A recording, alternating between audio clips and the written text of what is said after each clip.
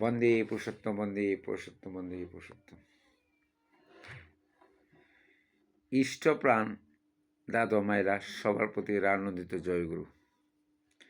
ইষ্টবৃত্তি মানে হচ্ছে ইষ্টকে বরণ করা, ধারণ করা, পালন করা। আর এই ধারণ, পালন, পোষণ ইত্যাদি যাতে প্রত্যক্ষভাবে সার্থক হয়ে ওঠে। তোমার এই নিবেদন তারই জন্য যে নিবেদনের প্রতি প্রভাব তোমাতে বিবর্ণ বাস্বর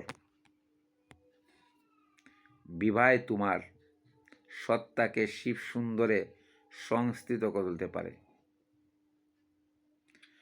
প্রত্যহ ইষ্টবৃত্তি করো, অতি প্রত্যুষে, বিনা শর্তে, যথাশক্তি যেমন তোমার জুটে তাই দিই।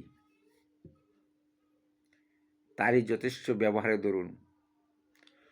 তোমার উপস্থিতি বুদ্ধি সজাগ থাকবে, সত সন্দীপনে সতর্ক সন্দিশায় নিজেকে সুবিনয়িত করে অনেক জঞ্জাল এড়িয়ে চলতে পারবে দুনিয়ায়।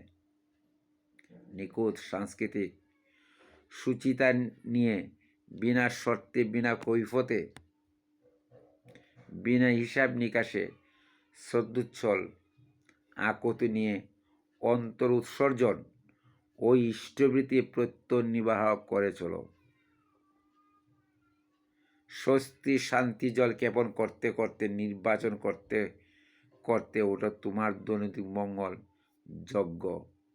ঠিক যেন যারা ওই হতে তোমাকে নিবৃত করে, তারা যেমন তোর শ্রদ্ধাপ্রাপ্ত হোক না কেন, অজ্ঞাতবশত তারা শত্রুতা করে তাকে বজ্রের মতো ভয়াল তারা তোমার জীবনে পারত না।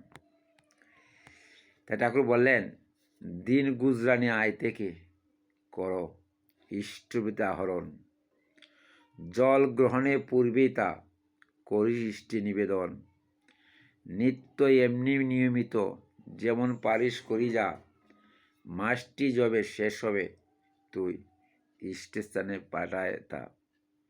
ইষ্টস্থানে পাঠিয়ে দিয়ে আরও দুটি বুদ্ধি রাখিস, গুরু বাবা গুরুজনের দুজনাকে সেটি দিস।